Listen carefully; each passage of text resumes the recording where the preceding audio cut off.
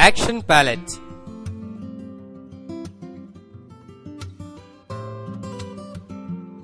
ఈ లెసన్ లో మనం యాక్షన్ ప్యాలెట్ గురించి తెలుసుకుందాం.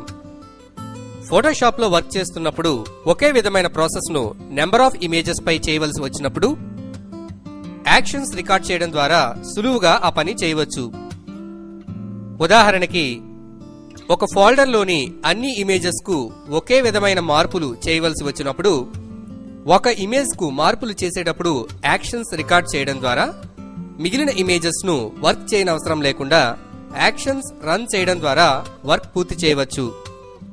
ఇప్పుడు యాక్షన్స్ రికార్డ్ చేయడం ఎలాగో చూద్దాం. యాక్షన్ ప్యాలెట్ లో కింద ఇవ్వబడిన కంట్రోల్స్ ఉపయోగించి యాక్షన్స్ రికార్డ్ చేయవచ్చు.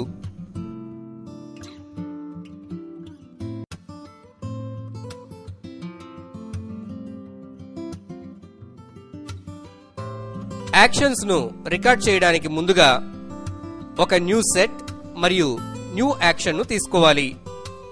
న్యూ యాక్షన్ డైలాగ్ బాక్స్ లోని నేమ్ అని ఉన్న చోట మన యాక్షన్ కు ఒక నేమ్ ను అసైన్ చేయాలి. ఏవైనా కీబోర్డ్ షార్ట్ కట్స్ అసైన్ చేయాలి అనుకున్నప్పుడు ఏ షార్ట్ కట్ అయితే అసైన్ చేయాలో ఆ షార్ట్ కట్ ను సెలెక్ట్ చేయాలి. ఈ విధంగా చేయడం పూర్తయిన తర్వాత రికార్డ్ బటన్ పై క్లిక్ చేసి యాక్షన్ ను రికార్డ్ చేయడం ప్రారంభించవచ్చు.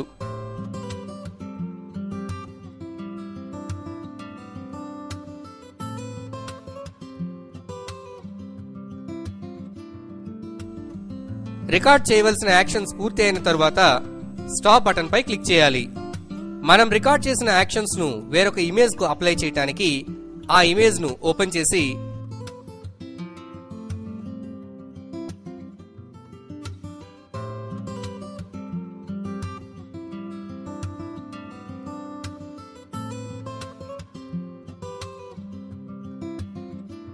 యాక్షన్ ప్యాలెట్ లో మనం రికార్డ్ చేసిన యాక్షన్ ను సెలెక్ట్ చేసి కింద గల ప్లే బటన్ పై క్లిక్ చేయాలి.